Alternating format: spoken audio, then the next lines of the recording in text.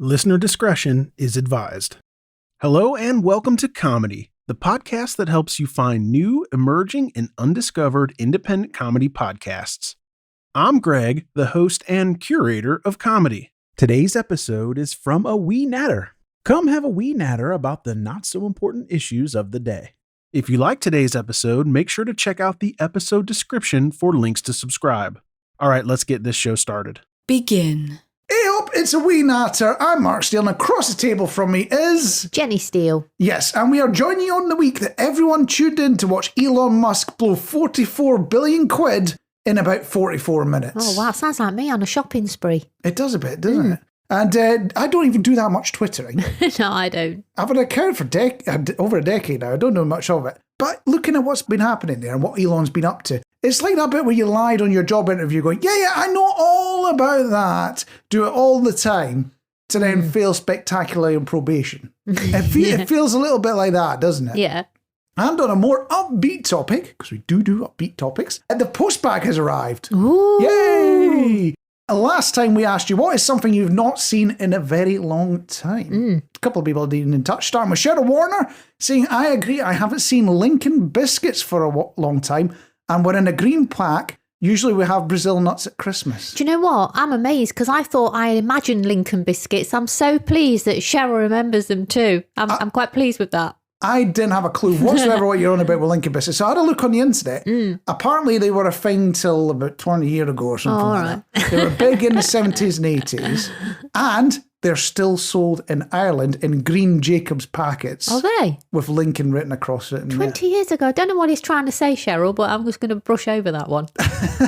Also be in touch, Slap Ups, the Polywaffle chocolate bar. Slap Ups, what a brilliant name. I love it. That's what they've called themselves. They're saying a Polywaffle chocolate bar, which I've never heard of. I've not heard of that.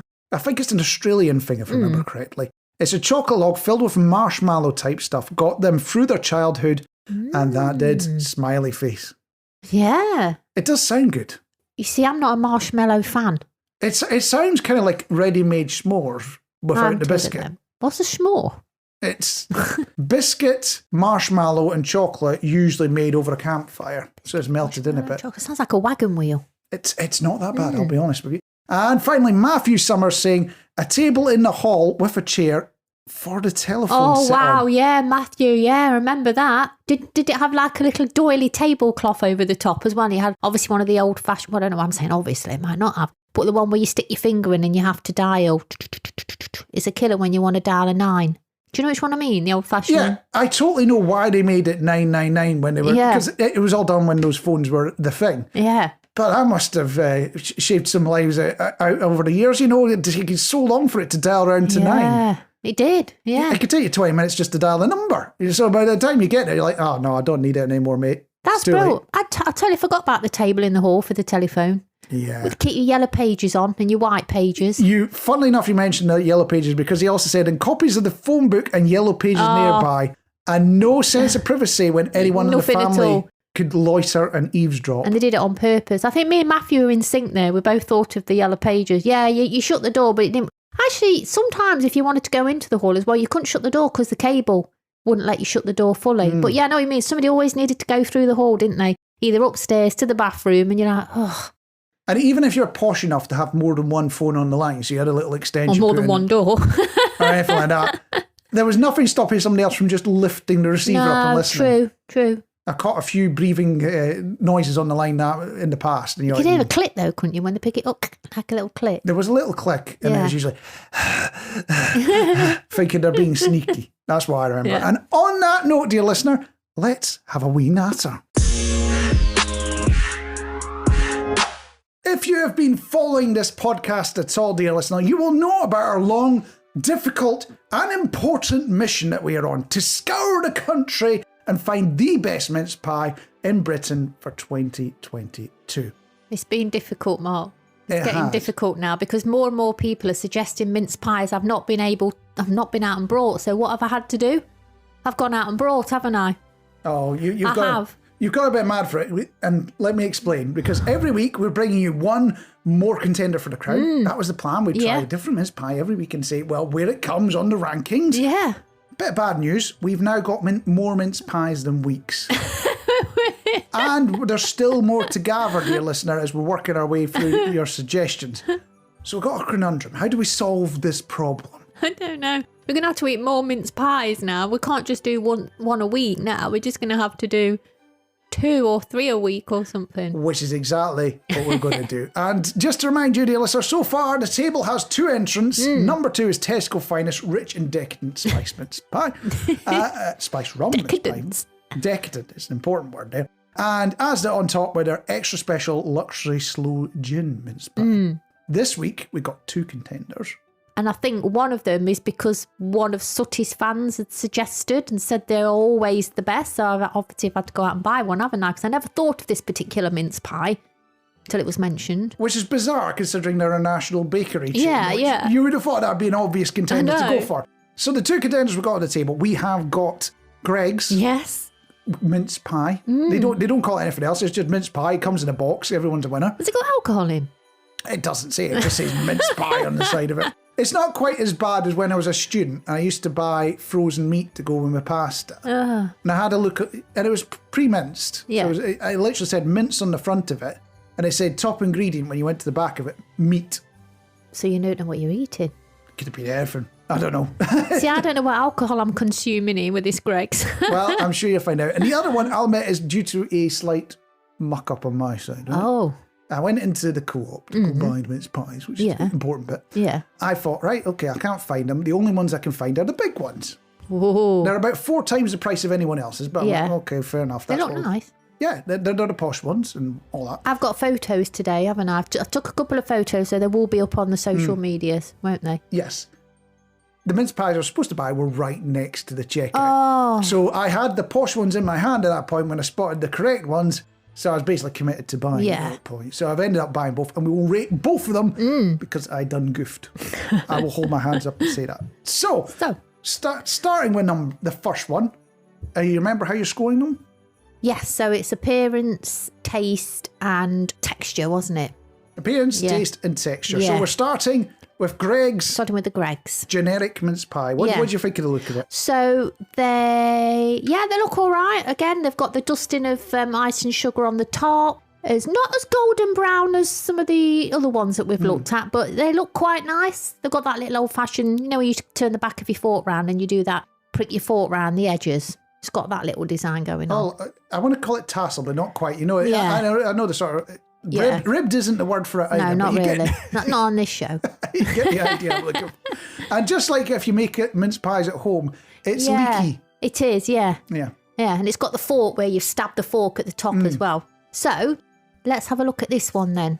Are you ready? Give it a good old bite. Yeah. What are you thinking? It's quite juicy. Straight away I felt some of the mincemeat. I'm not tasting alcohol though. Are you? I don't think they're saying there's alcohol in it. I think you're assuming that every mince pie in the world you can light on fire and get drunk on. I like it. The pastry's nice and buttery. I like it. Okay.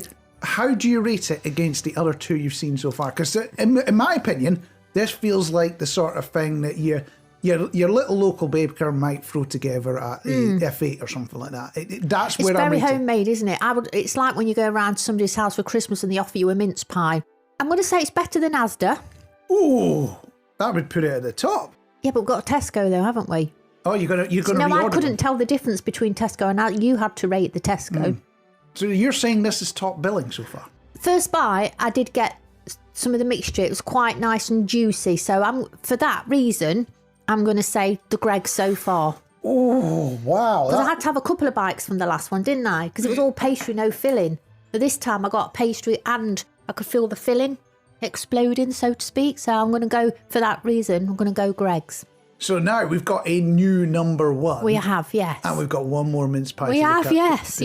This one is nice. Co-op's bakery one. It's the fancy one. It's got a star shape. It looks like the Costa ones, doesn't it?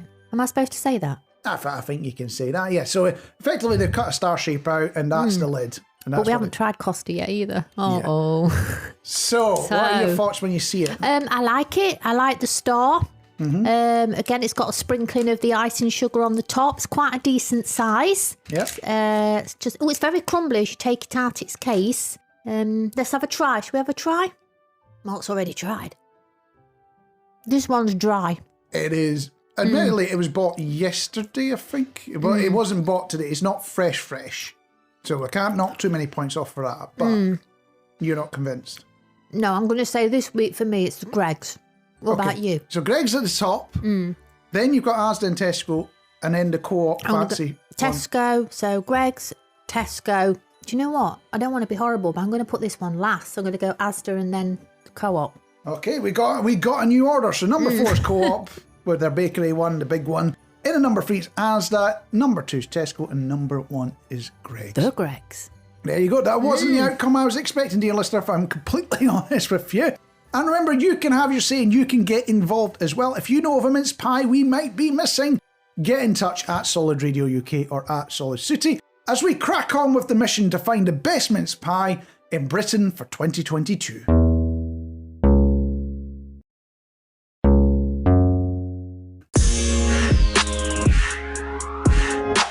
I'll hold my hands up and admit I made a mistake this week, dear listener, on going onto the internet.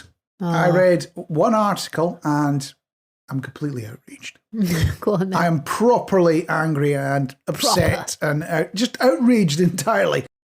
I'll start by asking you the question, what do you, this is you dear listener, and you Jenny as well, know about Iron Brew? It's made in Scotland from girders. Yeah, you'd say it's made in Scotland, wouldn't you, right? But what if I told you it's based on a drink originally produced in New York? Really? Yeah, I don't believe it either. I don't. But I had a look and it's genuine. And it got me wondering what other things we took for granted just aren't real. And I found a list of them, right? One of them, Napoleon wasn't short. Can't say I even noticed, to be honest with you. Never saw him standing next to one of those height charts we all have in our doorways in pencil. Imagine that. How did they find out? That's a very good question. Do you remember that tongue map from school where they show you a picture of the tongue and say, there's where the sweet bit is, there's where the bitter bit is, and all that? Oh, we never had that. That was one of the ways you used to get taught about taste and things like that. Nonsense, apparently. The whole of our tongue tastes all the different tastes. Does it? Yeah. It's good to know. So there's no such thing as there's like a bitter section at the back of the tongue or anything. Yeah. Otherwise, you would only be able to eat certain parts of food with certain parts of your mouth. Parts of your mouth, yeah. That's weird, isn't Be a it? bit weird. And finally, one seasonal fact for you, dear listener, because we are getting close to Christmas. Yeah. 3 wise men. Yeah. Apparently, nowhere in the Bible does it say they were free. So you know how school nativities... I'm going to blame James Blunt then. Yeah, you know how school nativities run out of characters very quickly. Yeah. Especially after you've given the big Scottish lad the angel Gabriel, right? Yeah.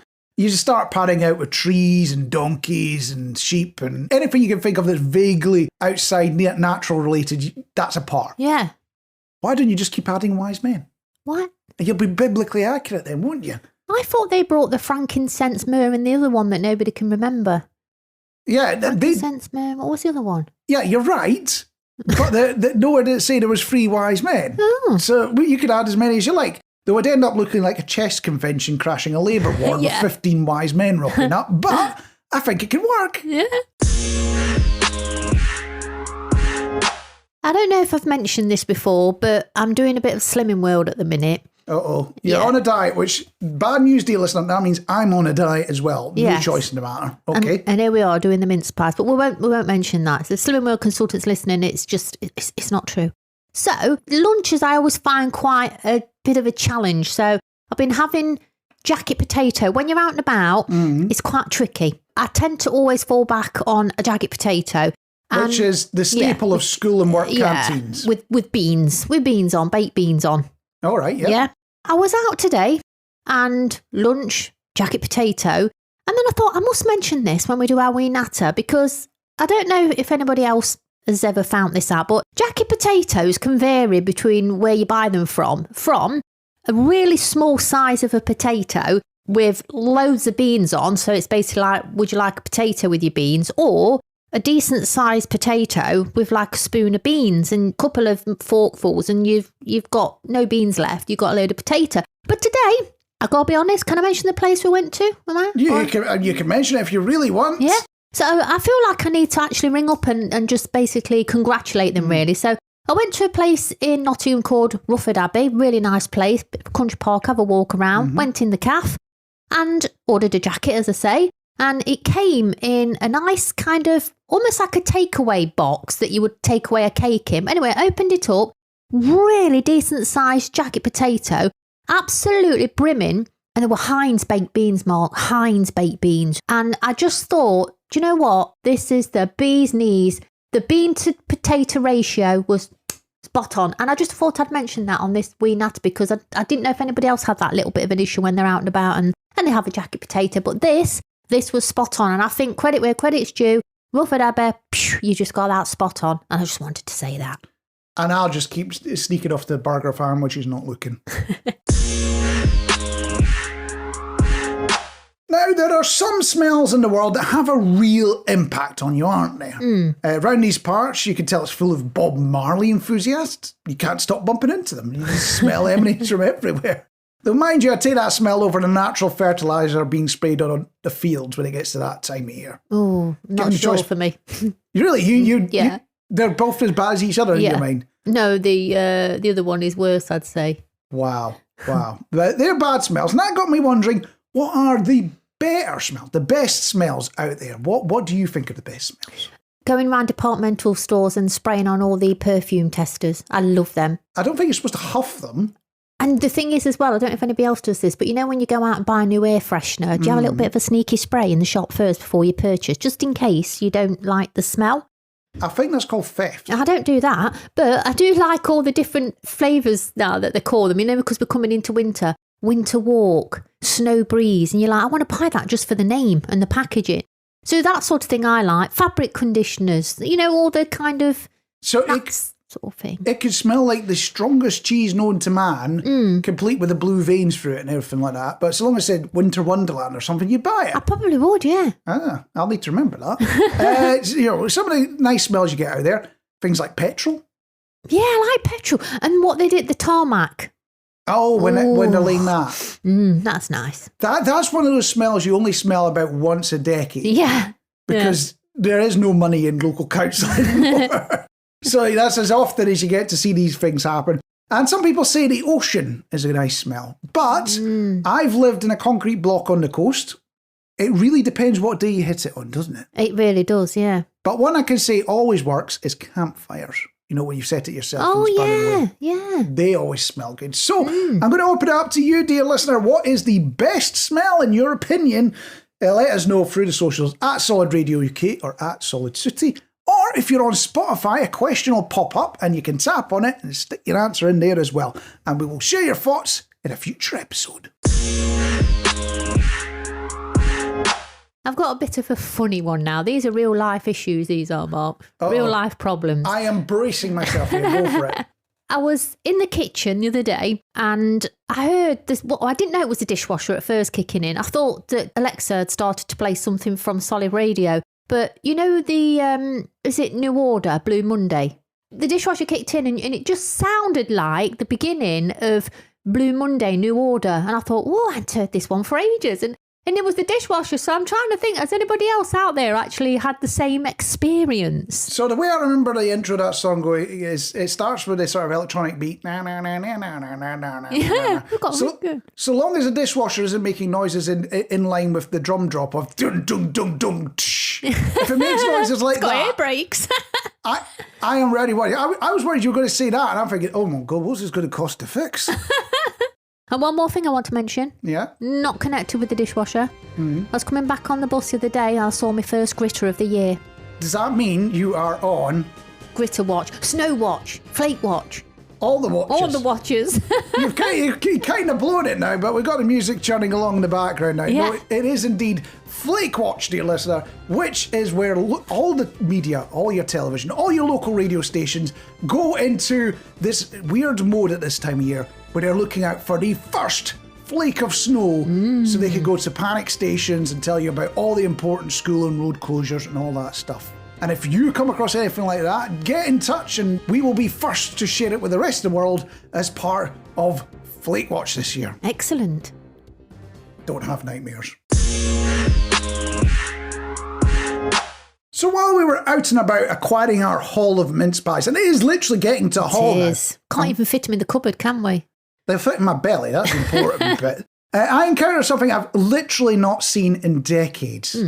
What could I be on about? Yeah. What do you think I'm on about? Cash. Cash.